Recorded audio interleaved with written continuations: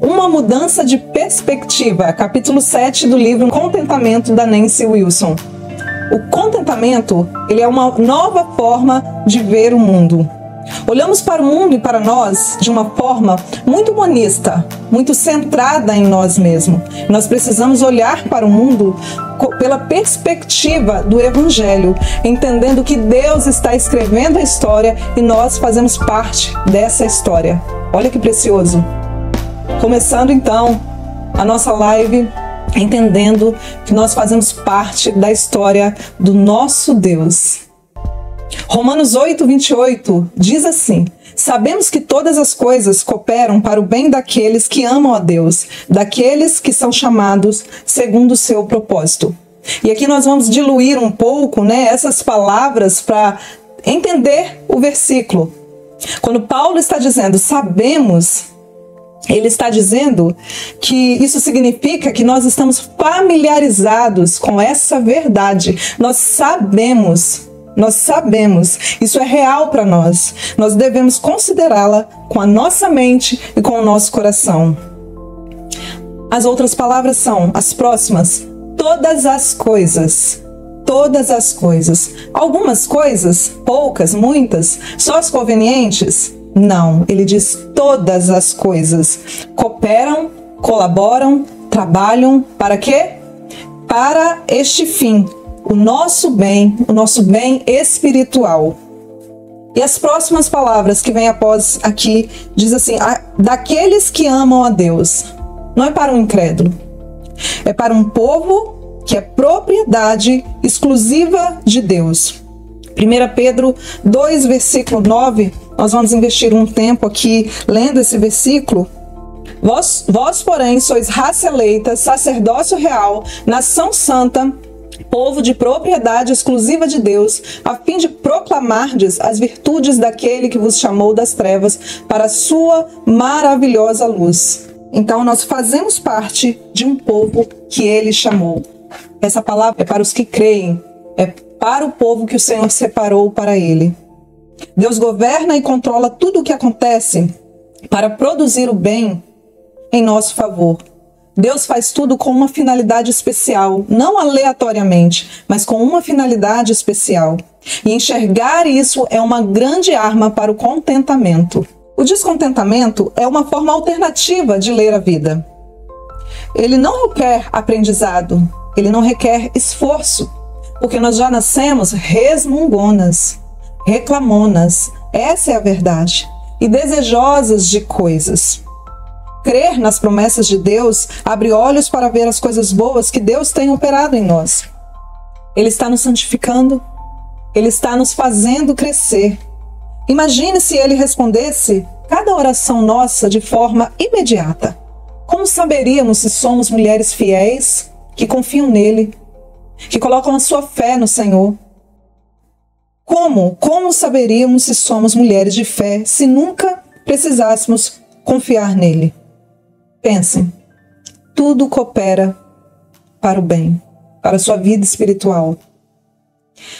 Outro ponto, o contentamento nos instala na nossa realidade. E aí eu queria te pedir para analisar, veja a sua situação atual, observe como Deus tem feito com que todas as coisas cooperem para o seu bem. E qual é a sua responsabilidade? Interprete sua história, sua situação, da forma correta. Lembre-se de colocar as lentes do Evangelho. Se é algo difícil de administrar, volte para a palavra de Deus. Busque sabedoria. Se você é uma pessoa que se descontrola facilmente, provavelmente será uma pessoa que deverá buscar confiança em Deus. Se você é medrosa, o Senhor pode fazer com que você cresça em coragem. Se você se acha forte demais, Ele pode fazer com que você cresça em humildade. Deus sabe de cada necessidade. Deus sabe o que cada uma de nós necessita. Quando a gente para pensar nas nossas atitudes, quando começamos a nos esforçar para não murmurar, é aí que a gente percebe o quanto reclamamos o dia todo. É verdade. É verdade. Precisamos prestar atenção e nos esforçar. O descontentamento, ele é coisa de mulher fraca, de mulher que tudo dói, sabe? Aquela mulher que tudo é afetada, né? Nós precisamos trocar isso. O contentamento requer força. Nossa visão, vamos continuar, é limitada. Só olhamos o agora. Tiramos os olhos do Senhor e colocamos naquilo que estamos vendo. E isso está errado. Nós tiramos os olhos do Senhor e colocamos na nossa circunstância. É aí que surge aquelas palavras, eu estou estressada hoje. Surge o descontentamento, né? Hebreus 4,16 diz assim: acheguemo-nos, portanto, confiadamente junto ao trono da graça, para socorro em ocasião oportuna. Deus já providenciou socorro para você, mulher. Deus já providenciou socorro para você. Cabe a nós, cabe a você criar o hábito de encontrar misericórdia e graça. Então ore, diga, me ajude a encontrar socorro, para que eu descanse no Senhor, para que eu possa lidar melhor nessa situação. Ele é o nosso socorro. Filipenses 4, 6 a 7 diz assim: não andeis ansiosos de coisa alguma. Em tudo, porém, sejam conhecidas diante de Deus as vossas petições, pela oração e pela súplica, com ações de graça, e a paz de Deus, que excede todo o entendimento, guardará o vosso coração e a vossa mente em Cristo Jesus. Filipenses 4, 6 e 7. Apresentemos, então, nossas petições a Deus. Toda a sua ansiedade, coloque diante do Senhor. E encontre paz em vez de ansiedade. Essa paz nos protege do medo e da ansiedade. É no Senhor que nós encontramos socorro, que nós encontramos paz. Dar graças a Deus deve ser uma característica do povo de Deus. Cantemos louvores. Reconheça Deus sobre sua vida e comece a correr da ansiedade. E aí eu quero ler o último parágrafo aqui da página 80. A perspectiva do contentamento, especialmente em nossos momentos de necessidade, livra-nos das preocupações, porque a paz de Deus guarda o nosso coração, a nossa mente. Quanto mais crescemos em gratidão e confiança, mais a nossa paz e nosso contentamento crescem e superabundam. Aqui nós terminamos o capítulo 7, uma mudança de perspectiva. Que você possa olhar o mundo com essas lentes, as lentes do Evangelho. E que você viva uma vida plena e contente diante do Senhor, mesmo em meio às circunstâncias mais difíceis. Creia que Ele usa tudo isso a seu favor para que você cresça espiritualmente, para que você seja forte. Escolha então o contentamento. Vamos para o capítulo 8. Alguns métodos práticos para que você possa exercer o contentamento. O cristianismo é uma religião bem prática. Ensina você a crer e ensina também a você colocar em prática. Ensina o que fazer. Tiago 1:22 diz assim: não devemos ser somente ouvintes, mas praticantes dessa palavra. Não podemos apenas conhecer o que é contentamento. Nós somos chamadas a aplicar o contentamento na nossa vida diária. Não é fácil, não é verdade? Demanda esforço, muita atenção, diligência, mas precisa ser uma escolha diária. A vida cristã, guardem isso, a vida cristã requer força. Nós, mulheres cristãs, precisamos ser fortes. A Nancy, autora desse livro, diz que quando ela se converteu, os irmãos avisaram para ela que ser discípulo de Jesus era negar a si mesmo, tomar a sua cruz e segui-lo. Estar em guerra contra sua própria vontade e desejo para lutar contra a carne. Marcos 12, versículo 30. Amarás, pois, o Senhor teu Deus de todo o teu coração, de toda a tua alma, de todo o teu entendimento e de toda a tua força. E aqui nós destacamos essa palavra força. Força não é só desejar. Eu desejo estar contente todos os dias. Força não é só desejar, é se esforçar. Quão forte você é no amor de Deus. Exercer contentamento requer força para amar a Deus. E isso não é fácil, requer treino. Quando você está lá na academia e você começa a se acostumar com aqueles pesos, você fala, nossa, eu não estou ganhando músculo, não está crescendo. Aí o que você faz? Coloca mais um pouquinho de peso, né? E você faz mais força para que o músculo cresça. Então imagina aí a academia, né? O seu propósito na academia é bem parecido. E aí nós temos aqui no livro 2 exemplos de exercício para passar pelo contentamento. Para exercer contentamento. São 2 exemplos, a gratidão e a subtração. E primeiro eu quero te explicar sobre a gratidão. A gratidão deve ser promovida e cultivada. E como eu posso fazer isso? Verbalizando, né, para minha família, para os meus amigos, onde eu trabalho, onde eu estudo. Espalhar, cultivar. As pessoas, elas às vezes sentam do nosso lado, né, e começam, nossa, o sol tá tão quente. Quem nunca? Nossa, podia parar de chover, não é? A gente começa muitas vezes o nosso dia reclamando. E a gente precisa se esforçar para mudar essas palavras. A gente precisa cultivar esse coração contente. Muitas vezes nós ficamos cegas para as bênçãos de Deus. Por quê? Porque a gente já se acostumou com as bênçãos. Então, nós nem percebemos. Paulo disse em 1 Timóteo 6,8: tendo sustento e com o que vestir, estejamos contentes. 1 Timóteo 6, versículo 8. Aqui eu queria que você parasse para pensar hoje no seu café da manhã, por exemplo. A gente está falando sobre cultivar, né, esse contentamento. Falar das bênçãos. Ter esse coração grato. Cultivar o contentamento através da gratidão. E eu queria que você pensasse no seu café da manhã. Eu não sei como foi, mas eu vou te contar como o meu café da manhã é todos os dias. A gente faz uma bagunça, tá? Na pia, no fogão. É uma casa que tem vida. Então a gente prepara o nosso café da manhã com ovos, aveia, tapioca e uma bananinha nanica. E é tão gostoso sentar na mesa e colocar aquela, eu chamo de aveioca. É uma misturinha. Eu não sei o seu como foi hoje. Teve ovos, bacon, aquele pãozinho francês. Não sei como foi. Mas perceba que para que esse alimento chegasse à minha mesa e à sua mesa, quantas pessoas Deus usou para que chegasse até você. Tem toda uma cadeia do trabalho de pessoas para o alimento chegar. Então, agradeça. Você está vendo que às vezes a gente nem percebe quantas pessoas Deus usou, né? Foi a pessoa que plantou, depois ela vendeu, alguém comprou, colocou no mercado, vendeu para você, mas você só comprou porque Deus te deu um trabalho, um sustento financeiro e você pôde comprar e trazer para dentro da sua casa. Olha que presente, que bênção. Isso é sustento de Deus, é Ele quem te alimenta.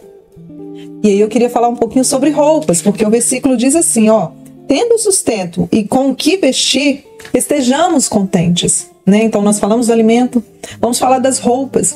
Quantas mãos estiveram envolvidas para que a sua família pudesse se vestir? Quantas criaturas de Deus nos servem para prover-nos diariamente o alimento e a roupa que precisamos? Olha que bênção. E Deus te deu condições de ter a roupa. E eu queria que a gente parasse um pouquinho para refletir na bondade de Deus sobre o nosso clima. Porque hoje foi muito especial ao acordar aqui. Eu coloquei para vocês no story aí um arco-íris. Deus nos presenteou essa manhã com um arco-íris. Eu não sei aí da sua janela se você conseguiu ver. Mas onde que eu quero chegar? Às vezes, nós queremos ir para um lugar diferente, né? Eu não sei que lugar aí você pretende viajar, né?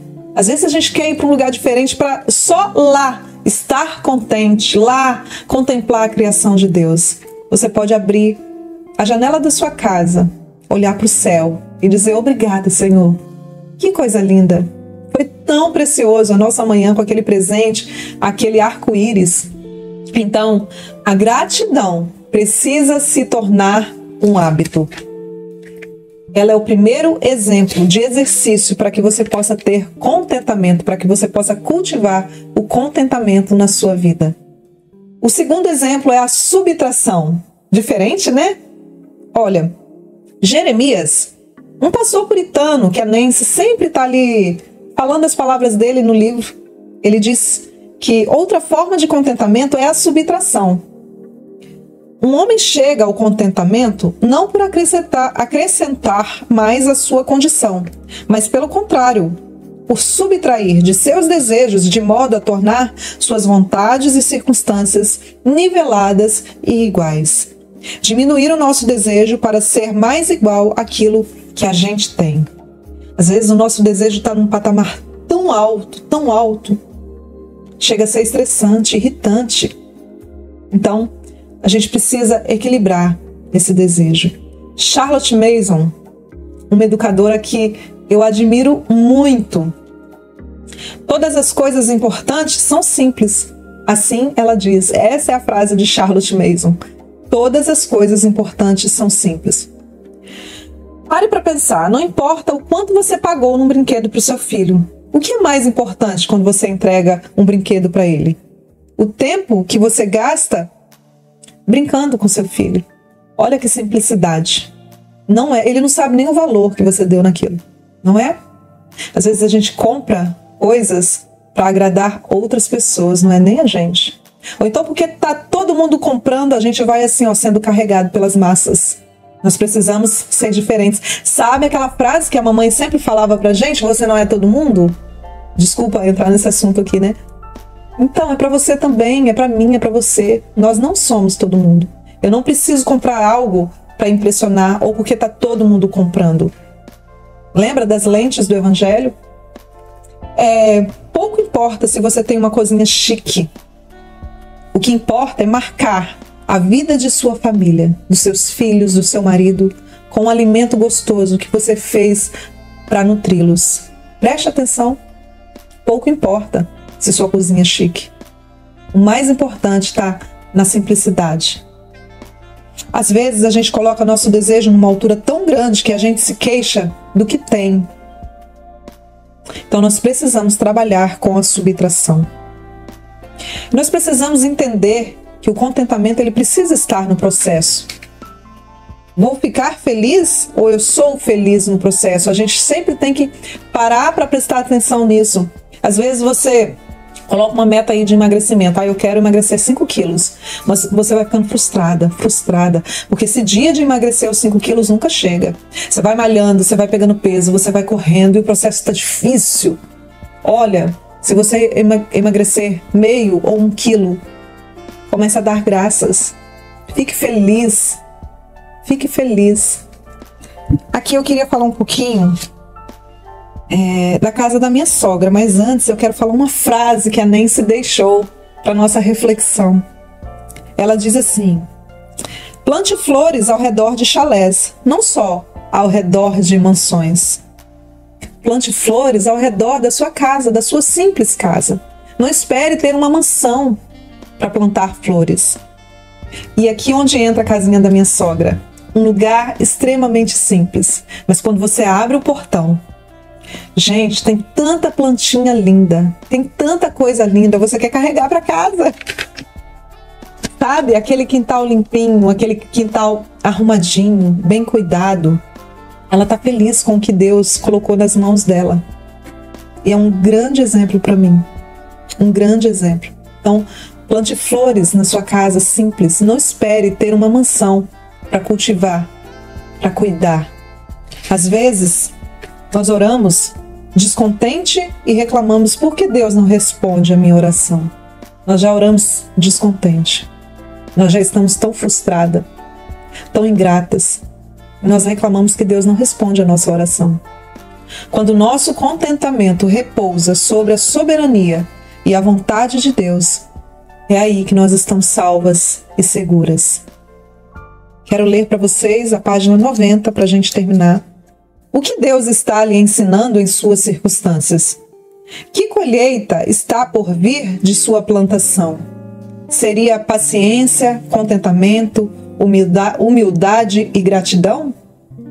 Se sim, sua vida interior está confortável e tranquila. Esse é o tipo de paz que excede todo entendimento. Isso não faz sentido no mundo, pois é de outro mundo, sabe? nós somos peregrinos aqui. Por fim, não há nada como adoração semanal a Deus para colocarmos a mente em ordem. Nosso coração é um instrumento que se desafinou. A adoração nos afina novamente, coloca nossas cordas em ordem e nos ajuda a fazer um som agradável mais uma vez. Aqui nós terminamos então o capítulo 8. Estamos preparadas para o próximo estudo. Eu espero vocês, viu? Eu tenho tido muitos testemunhos de pessoas que me param e falam: olha, eu passei na loja, fiquei de olho numa blusinha, mas aí eu lembrei do que você falou. Gente, é engraçado. Mas é legal demais. A pessoa falou: eu estou contente com o que Deus tem me dado lá em casa. Com as roupas, com as blusinhas que Ele tem me dado. Eu não vou gastar. Eu não vou cair em ciladas. E hoje uma pessoa me mandou também os inscritos que ela fez da primeira live que eu fiz. E ela disse que num momento angustiante, num momento difícil, ela foi ríspida com os filhos e falou: hoje eu estou muito estressada. E logo ela meditou naquelas palavras que ela tinha escrito e ela falou: nossa, eu não posso dar essa desculpa. Estresse, eu não posso dar essa desculpa. Não faz parte da minha vida cristã. Então, gente, o nosso propósito aqui é esse, é crescer. Às vezes nós queremos crescer no autoconhecimento, mas isso não existe. Não existe o autoconhecimento sem o Criador. Não existe. Ele é que conhece todo o seu design. Ele é que te fez.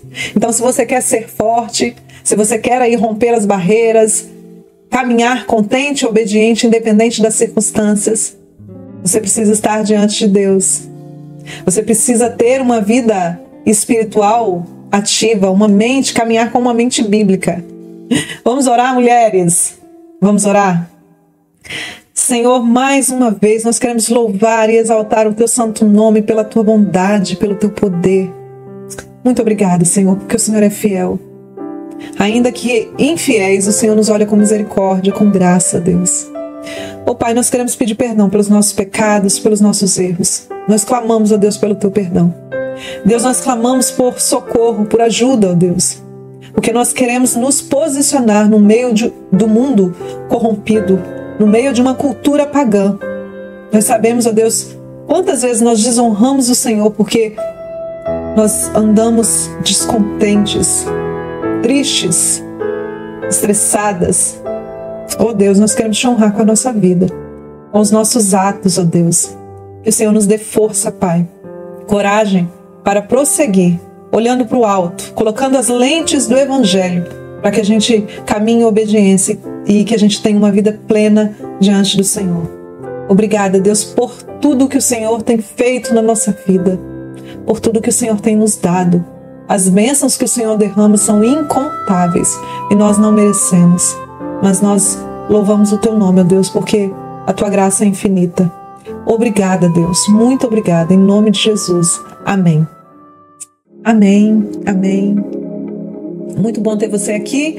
Até a próxima. Espero vocês, viu?